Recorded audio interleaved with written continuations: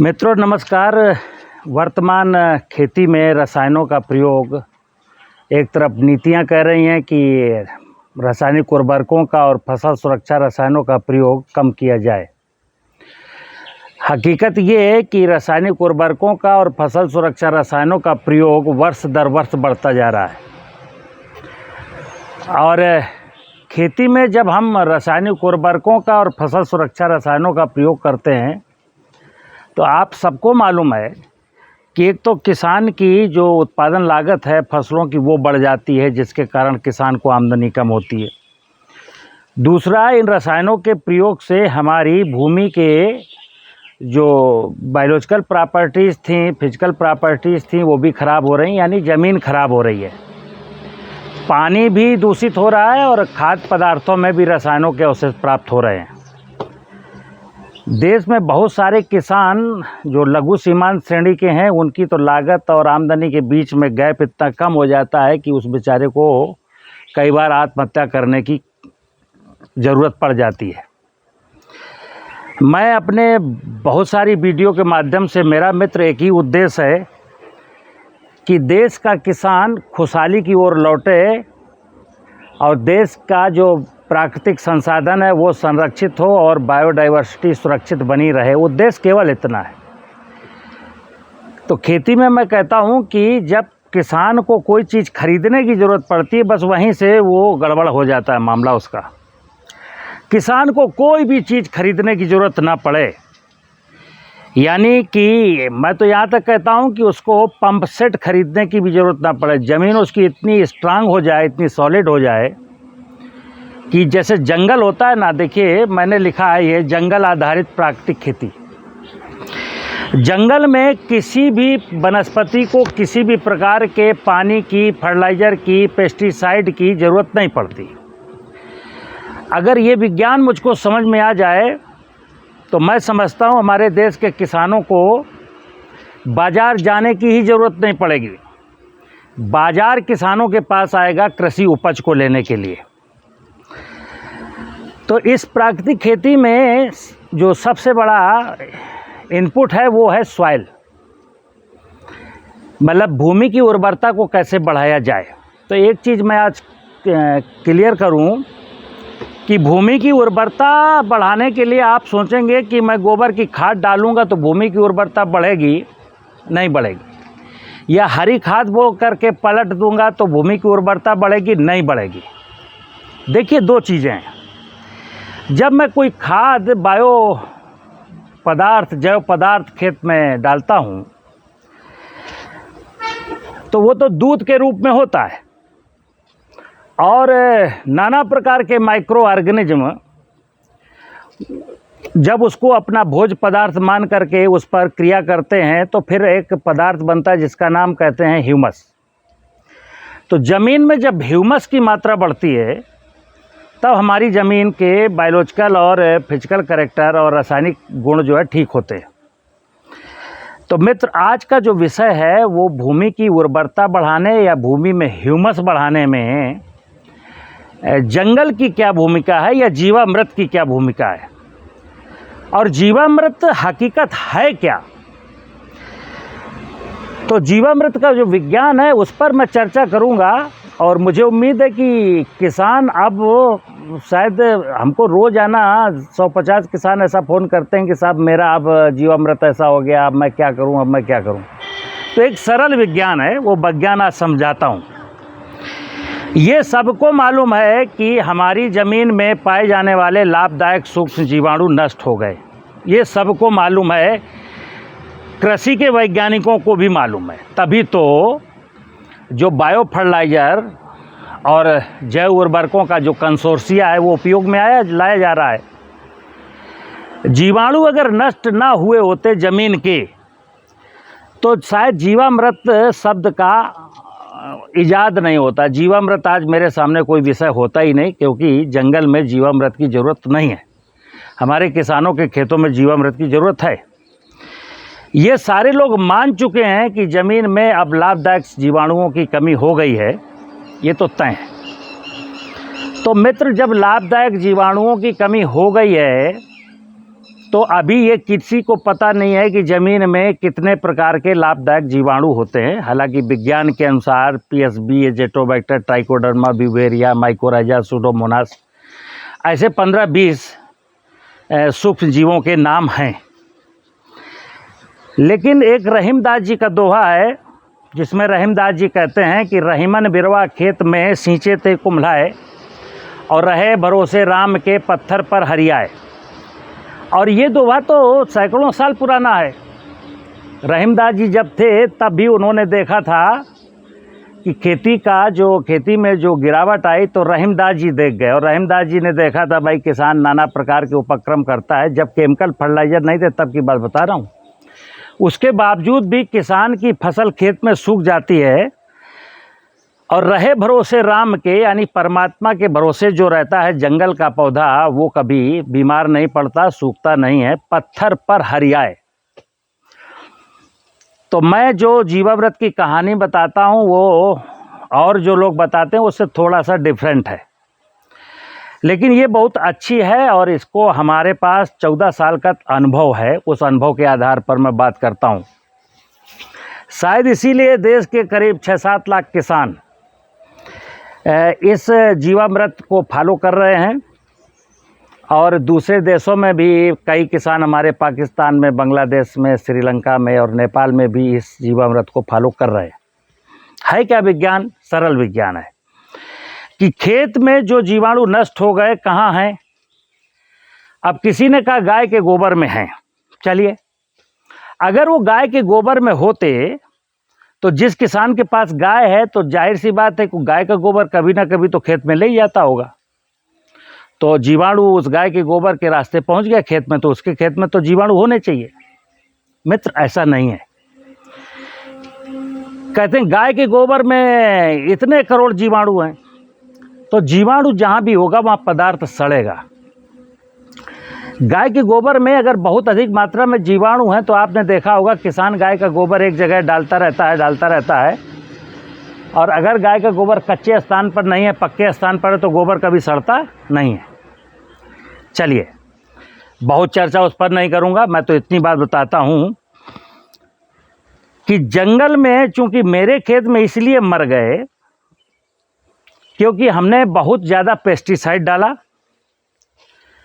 भूमि शोधन के नाम पर जो सिस्टेमिक फंजीसाइड हैं, पेस्टिसाइड हैं, इंसेक्टिसाइड हैं, उनके प्रयोग के कारण ये सूक्ष्म जीव नष्ट हो गए। दूसरा, खेत की मेड़ों के पेड़ ख़त्म हो गए तो गर्मी के कारण, अप्रैल मई जून की गर्मी के कारण वो नष्ट हो जाते हैं। सभी लोग जानते हैं कि 40 डिग्री सेंटीग्रेड के बाद माइक्रोब्स मरने लगते हैं।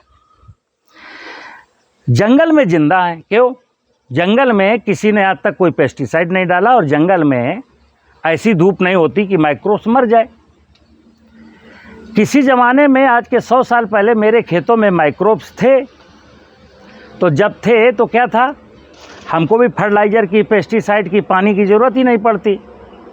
चना, मटर, मसूर, राई, सरसों, मतलब रबी के सीज़न में गेहूं, गन्ना को छोड़ करके और सारी की सारी फसलें बिना पलेवा के, बिना सिंचाई के, बिना फर्टिलाइज़र के हो जाती थी। लेकिन आज नहीं होती, क्योंकि सॉइल में ह्यूमस की मात्रा कम हो गई। बायोमास तो है खेत में, लेकिन वो डिकम्पोज होकर के ह्यूमस में कन्वर्ट नहीं हो रहा। तो हमें वो माइक्रोब्स खेत में पहुंचाने हैं जो खेत में जो पड़ा हुआ बायोमास है उसको ह्यूमस में कन्वर्ट कर दें। चलिए, उसके लिए करते क्या हैं? देखिए, मेरे पास ये जंगल की लाई हुई मिट्टी है। जंगल की मिट्टी का मतलब होता है, जब जंगल हम जाएंगे तो कहाँ से लाएंगे मिट्टी? देखेंगे जंगल में 2-3 सिचुएशन मिलती हैं। एक तो जंगल ऐसे खड़ा जंगल होता है, पहाड़ होते हैं, और वहाँ बारिश में सारा पहाड़ धुल जाता है। तो जिन पेड़ों के नीचे धुलाई हो चुकी है वहाँ ये माइक्रोब्स नहीं मिलेंगे। लेकिन जंगल में और कई सिचुएशन ऐसी मिलेंगी जहाँ बायोमास, पत्ती, फल गिरते हैं और वहीं पड़े रहते हैं, पानी के माध्यम से कहीं बह के बाहर नहीं जाते। ऐसे स्थान से हमें ये जंगल की मिट्टी लानी है, और जंगल की मिट्टी ला करके, देखिए मैं ये 200 लीटर का ड्रम लेते हैं। आज मैंने आपके सामने ये बिल्कुल कैसे बनाना चाहिए वो बता रहा हूँ। ये 200 लीटर का ड्रम है, इसको मैंने पानी से भर दिया है, और ये 5 किलो जंगल की मिट्टी है। अब ये जंगल की मिट्टी हमने इसमें डाल दी। जंगल की मिट्टी मैंने डाल दी और इस पानी में देखिए मैंने ऐसे हिलाने का बना रखा है। ये ऐसे पंजा होता है, अगर हम डंडे से ऐसे ऐसे चलाएंगे तो शायद ना चला पाएँ। तो ये क्या है, ऐसे करते हैं तो पूरा पानी ऐसे हिल जाता है। अब ये मैंने जंगल की मिट्टी डाल दी। पानी में जो जंगल की मिट्टी में माइक्रो ऑर्गेनिज्म थे वो पहुंच गए। अब ये मल्टीप्लाई कैसे होंगे? क्योंकि 5 किलो जंगल की मिट्टी में जो माइक्रोब्स थे वो ये मानिए कि अगर 2% ह्यूमस था, अगर जंगल की मिट्टी में 2% ह्यूमस था तो 5 किलो मिट्टी में ये मानिए कि कितना हुआ, तो 200 ग्राम 100 ग्राम में माइक्रोब्स थे। और माइक्रोब्स जो 200 ग्राम जो था उसमें बायोमास भी था और माइक्रोब्स की डेड सेल भी थी और माइक्रोब्स की लिविंग सेल भी थी। तो हम देखेंगे तो ज़्यादा से ज़्यादा 50 ग्राम माइक्रोब्स रहे होंगे। अब उनको हमें इस 200 लीटर के ड्रम में मल्टीप्लाई करा करके 10 की पावर 7, 10 की पावर 8, 10 की पावर 9 तक लाना है।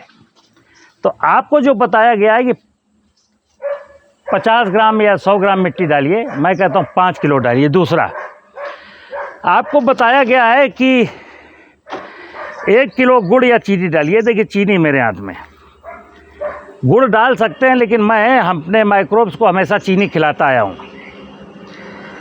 तो लोग कहते हैं कि 1 किलो इसमें गुड़ डाल दीजिए। अब 1 किलो गुड़ या चीनी हुआ सिर्फ इतना।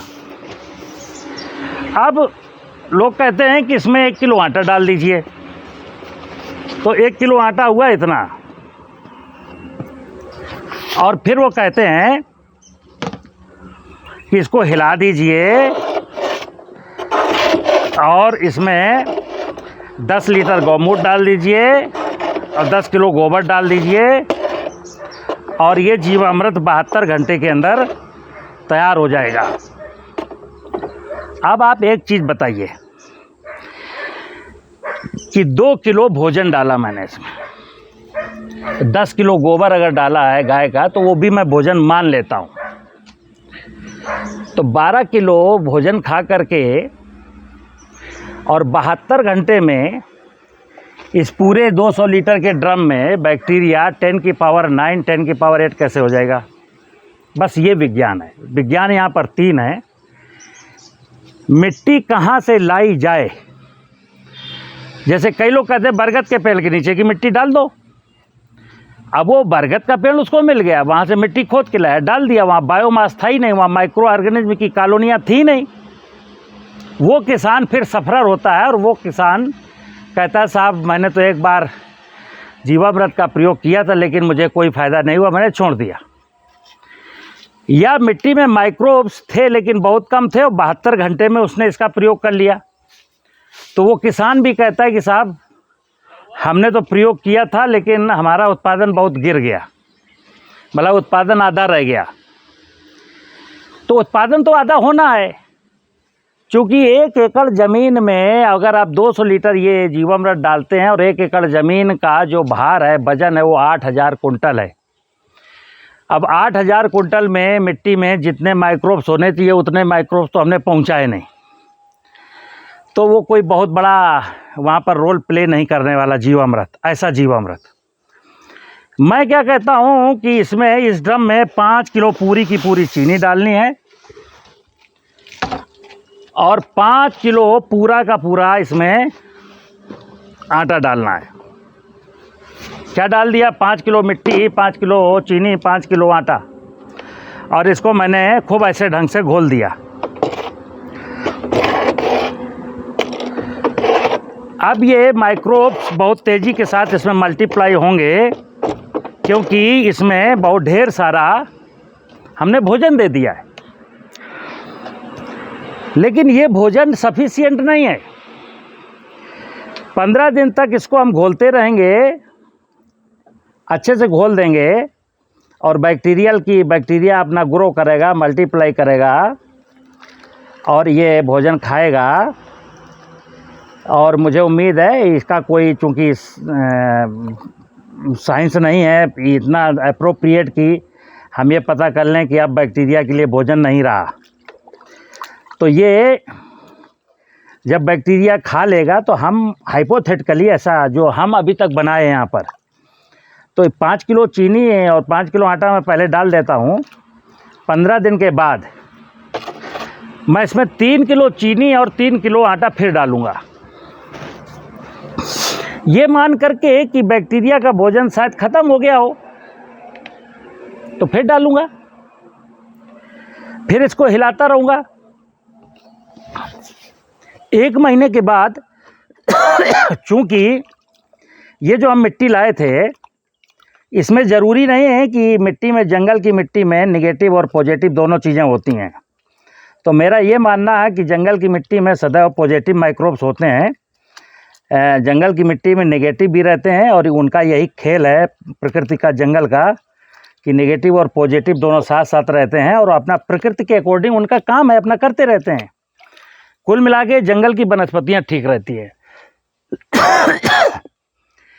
तो 1 महीने के बाद क्या होगा कि चूंकि इसमें माइक्रोब्स ग्रो कर रहा है, नेगेटिव भी और पॉजिटिव भी, तो ऊपर क्या होगा 1 महीने के बाद जब देखेंगे तो इसमें, हालांकि अभी तो ये मिट्टी है, जो मैं कहूँगा ये ब्लैक ग्रोथ है, नो, 1 महीने के बाद ये ख़त्म हो जाएगा और इस ड्रम के ऊपर एक काली रंग की संरचना आएगी, काले कलर की। उसमें ये पार्टिकल नहीं होंगे मिट्टी के या बायोमास के, वो माइक्रोब्स की ग्रोथ होगी और नेगेटिव माइक्रोब्स हमेशा सरफेस पर रहता है। तो जब ऐसा दिखे हमको, महीने में, 1.5 महीने में जब कभी दिखे, तो हम इसको छलनी से निकाल के बाहर फेंक देते हैं। पॉजिटिव रहते हैं, 2-3 बार हमको फेंकना पड़ेगा और फिर ये नेगेटिव माइक्रोब्स यहाँ नहीं रहेगा। 15 दिन के बाद मैंने 3 किलो आटा, 3 किलो चीनी डाला था। जैसे ही 10 दिन बीतेंगे तो हम इसमें 2 किलो आटा, 2 किलो चीनी फिर डालेंगे और फिर हर 10वें दिन 2 किलो आटा, 2 किलो चीनी डालते रहेंगे और इसको मैं इसे हिलाता रहूँगा। तो देखिए, आपको बताऊं, मेरे पास एक ये ड्रम है, ये 1.5 महीने पुराना है। इसका आप कलर देख रहे हैं, इसका कलर है, मतलब इसमें माइक्रोब्स डेवलप हो चुके हैं, लेकिन मेरा अंदाज है कि इसमें माइक्रोब्स की जो कॉलोनी है या माइक्रोब्स की जो संख्या है वो 10 की पावर 3, 10 की पावर 4, 10 की पावर 5, काउंट तो नहीं किया जा सकता, लेकिन एक उम्मीद है कि इससे ज़्यादा नहीं होगा। दूसरी पहचान क्या है, हम इस पर हाथ डालेंगे और इसको सूंघेंगे, तो जो स्मेल आ रही मुझको, अब उसको गंध कहें, दुर्गंध कहें, सुगंध कहें, वो आप जो मैं कहना चाहो कहो। हमने हाथ डाला और एक बार साबुन लगा के ठीक से पानी से मैंने हाथ धुल दिया, खूब साबुन लगा के धुल दिया, और अगर मैंने इसको सूंघा और मेरी सुगंध बहुत फीकी पड़ गई है, यानी आ तो रही है लेकिन उसकी इंटेंसिटी कम हो गई है, तो समझ लीजिए इसमें माइक्रोब्स अभी कम है। अब देखिए, ये दूसरा ड्रम है मेरे पास, ये ड्रम है, इसको पूरा 3 महीना हो गया। अब देखना इसका कलर, देखिए उसका कलर और इसका कलर, ये बिल्कुल जो पुतना मिट्टी होती है या ऐसा होता है उस कलर का हो गया है। इसमें हाथ डालेंगे और साबुन से 3 बार धुलेंगे, 3 बार धुलने के बाद भी जब सूंघेंगे और अगर स्मेल आ रही वही तो समझ लीजिए कि ये मेरा जीवाणु तैयार हो गया। अब लोग कहते हैं कि इसको हर पानी में 200 लीटर 72 घंटे में बनाओ और पानी के साथ डालो। मैं कहता हूँ नो, ऐसा नहीं करना है। ये 200 लीटर का ड्रम 10 एकड़ ज़मीन के लिए सफिशिएंट है। 200 लीटर लिक्विड को मैं 10 कुंटल गोबर की खाद में मिलाऊंगा और घन जीवामृत बनाऊंगा और 10 एकड़ ज़मीन में डाल दूंगा। दोबारा मुझे नहीं डालना और मेरे खेत की पैदावार अच्छी होगी, चाहे जो फसल बोए। अब 2 कहानियाँ हैं। अगर खेत में जीवांश कार्बन 0.4 के नीचे है और आप गन्ना, धान और गेहूं करेंगे तो उत्पादन डाउन जाएगा, आपको नाइट्रोजन डालनी पड़ेगी थोड़ी सी। लेकिन अगर 0.4 से कम है जीवांश कार्बन और आप चना, मटर, मसूर, राई, अलसी, उर्द, मूंग, अरहर बोते हैं तो आपका उत्पादन बढ़ेगा, बिना फर्टिलाइज़र के, बिना पेस्टिसाइड के बढ़ेगा। तो मित्र, ये जीवामृत बनाने की कहानी है। और ये जीवामृत जब हम ऐसे बनाते हैं तो हमको ठीक लगता है। मेरा अपना तजुर्बा है कि जैसे मैं बताया कि खाद्यान्न फसलों को छोड़ करके अगर जीवांश कार्बन खेत में 0.4 से नीचे है तो खाद्यान्न फसलों में प्रयोग करेंगे और अगर नाइट्रोजन नहीं, कोई भी फर्टिलाइज़र नहीं डालेंगे तो उत्पादन 10-15% कम होगा। और अगर दलहनी तिलहनी फसल बोएंगे तो 10-15% उत्पादन बढ़ेगा। इसलिए जिन किसान भाइयों की मजबूरी की गेहूं बोना है, धान बोना है, तो मैं उनसे कहता हूं यूरिया की आधी मात्रा डालिए तो उत्पादन आपका कम नहीं होगा। मुझे उम्मीद है कि ये जीवामृत का जो विज्ञान है, जीवामृत की बनाने की जो विधि है, इसका जो कॉन्सेप्ट है वो आपको समझ में आया होगा। नमस्कार।